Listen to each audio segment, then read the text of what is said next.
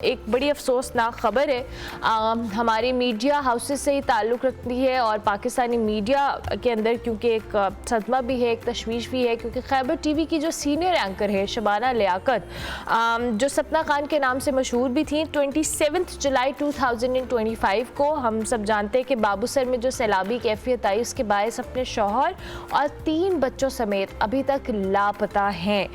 نوشیرہ کا علاقے کلا سے تعلق رکھنے والی شبانہ جی 2004 سے خیبر ٹی وی سے وابستہ تھی، مارننگ شو بھی کرتی رہی ہیں اور اس کے ساتھ ساتھ میڈیکل پروگرام بھی انہوں نے کیا ہے۔ ذاتی زندگی کے حوالے سے بات کریں تو ان کے بچے تھے 3 اور اس وقت جو ان کی حوالے سے اپڈیٹ آ رہی ہے کہ یہ ابھی تک لاپتہ ہے اپنے بچوں سمیت۔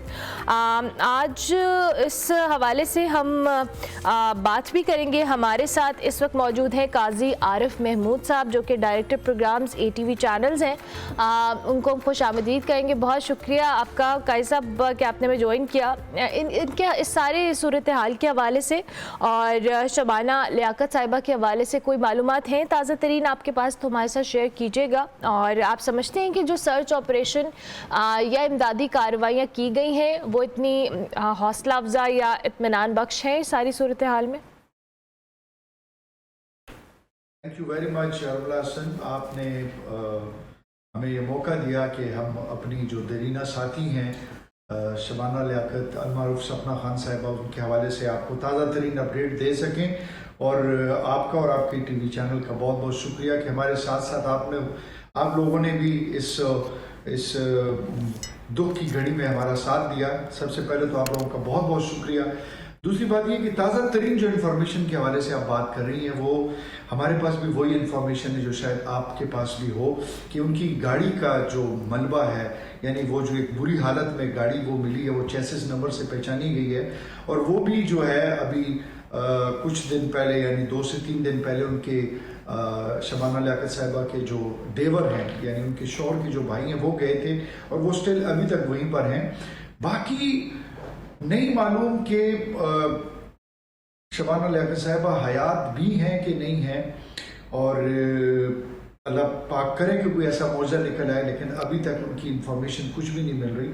سرگرمیوں کے حوالے سے آپ نے بات کی، سرچ آپریشن کے حوالے سے بات کی، دور دراز کا علاقہ ہے، موسمی تغیر و تبدل ایسے ہیں کہ وہاں پر کوئی بھی آپریشن کریں تو موسم جو ہے وہ ساتھ نہیں دیتا، اور دوسرا اتنا دور دراز کا ایریا ہے، اور پہلی دفعہ ہم لوگوں کو یہ پتہ چل رہا ہے کہ ایسے علاقے بھی پاکستان میں موجود ہیں کہ جہاں پر یہ آپریشن اور اس قسم کی جو امدادی سرگرمیاں ہیں وہ کرنے میں کتنی مشکلات پیش آتی ہیں۔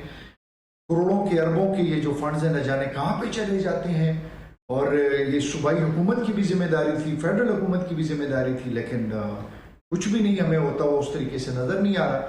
قدرتی آفت ہے، اس لیے ہم بھی چپ ہیں کہ ہم اس کے اوپر زیادہ بات نہیں کر رہے۔ اور دوسرا میڈیا کا جو ہے وہ میڈیا کا بالکل آپ کی بات سے میں اس کو سیکنڈ کرتا ہوا چلوں گا کہ میڈیا کا بڑا کردار رہا ہے جی، جیسے آپ لوگ ہیں اسی طریقے سے یہ باقی جتنا بھی میڈیا ہے اس نے اس ایشو کو نہ صرف ہائی لائٹ کیا بلکہ اس ایک عظیم نقصان کی وجہ سے ہمیں مزید نقصانات سے بچنے کے لیے کوئی تھوڑی سی آگاہی ملی ہے کہ ایسے علاقوں میں جانا چاہیے نہیں جانا چاہیے۔ انسانی ضیاع تو وہاں پر بہت زیادہ ہے، اور یہ ٹورزم کے حوالے سے تو انتہائی ڈینجر زون ہو گیا، تو یہ کم سے کم حکومتی یہ جو لوگ تھے ان کو تو چاہیے تھا کہ یہ ایسی پابندیاں لگاتے۔ بہرحال آپ لوگوں کا بھی شکریہ اور باقی جتنا بھی میڈیا اس کا بھی شکریہ۔ اچھا قاضی عارف صاحب، آپ نے بہت ایک لمبا عرصہ شبانہ لیاقت صاحبہ کے ساتھ کام کیا ہے، میں چاہوں گی ہمارے ناظرین کے ساتھ ان کی شخصیت کو لے کے کچھ آپ شیئر کریں۔ جی ارملہ حسن، آپ کا یہ جو سوال ہے یہ تو میری آنکھوں میں پانی لے آئے گا۔ ان کی شخصیت ایک ایسی شخصیت تھی کہ میں اس کو جب ڈسکرائب کرنے پہ آؤں تو آپ کو یقین نہیں آئے گا کہ ایسی شخصیات بھی جو ہیں وہ شوبز کی دنیا میں کام کرتی ہوں گی۔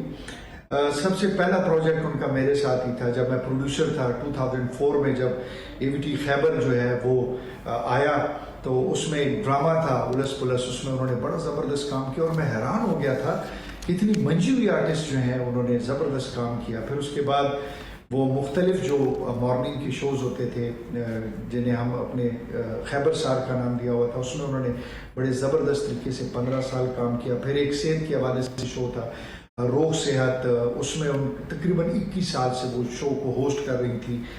ایز این آرٹسٹ کہوں، ایز این ہوسٹ کہوں، ایز این ہیومن بینگ کہوں تو شبانہ لیاقت صاحبہ المعروف سپنا خان ہماری بھابھی تھی، ہماری بھابھی ہیں. بلکہ ابھی تک تو میں یہ کہوں گا، مجھے تھی کا لفظ ہی نہیں استعمال کرنا چاہیے، ہماری بھابھی ہیں. ہم سب ان کو بھابھی کہتے تھے.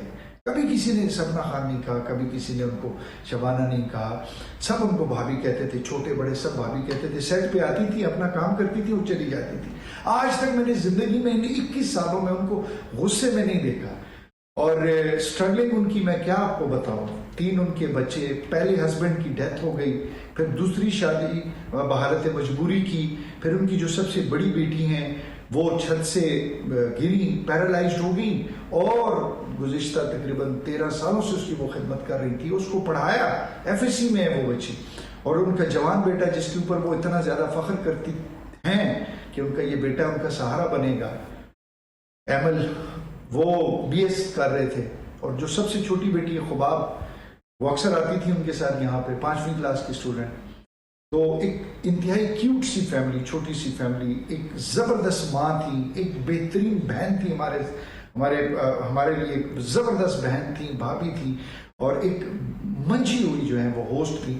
اور ان کی شخصیت کا نکھار یہی ہے کہ آج تک میں نے ان کو غصے میں نہیں دیکھا. اپنا پروگرام کیا اور اٹھی اور چلی گئی. کسی غیر نصابی سرگرمی میں ان کو ہم نے آج تک نہیں دیکھا، کسی اور ایسی ایکٹیویٹی میں نہیں دیکھا.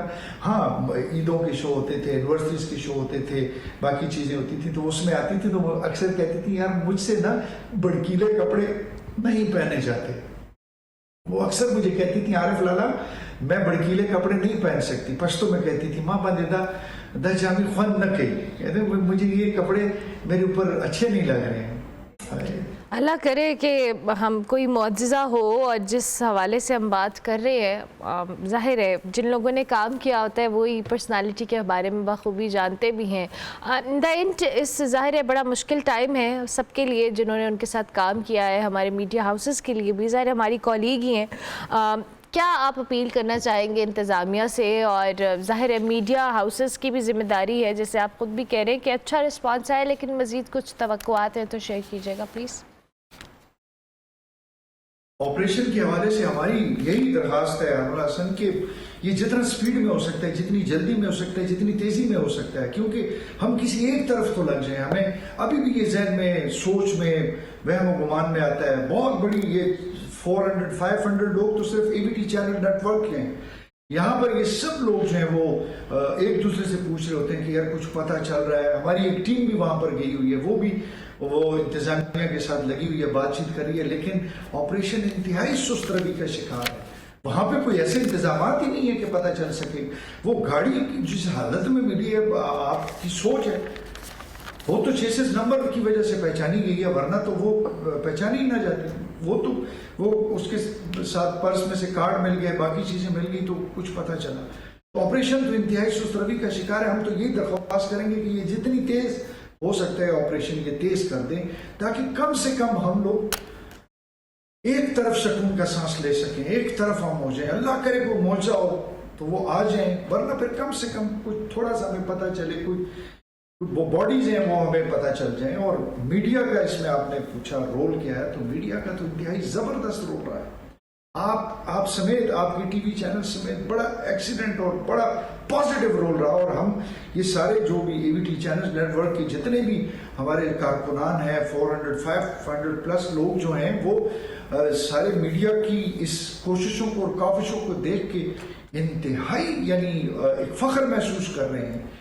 اور لگ رہا ہے کہ جس طرح ایک ٹائم آیا اور یہ سارا میڈیا متحد ہے اور اس ایشو کو انہوں نے جس طریقے سے اٹھایا ہے، تو ہم ABT چینلز کی طرف سے آپ سب کا بہت بہت شکریہ ادا کرتے ہیں. اللہ کرے کہ یہ کاوشیں کامیاب ہوں، اور جس طرح سے آپ نے آپریشن کے حوالے سے کہا ہے اس میں بھی تیزی سے جاری رہے، کیونکہ ظاہر ہے آپ کے مطابق یہ سست روی کا شکار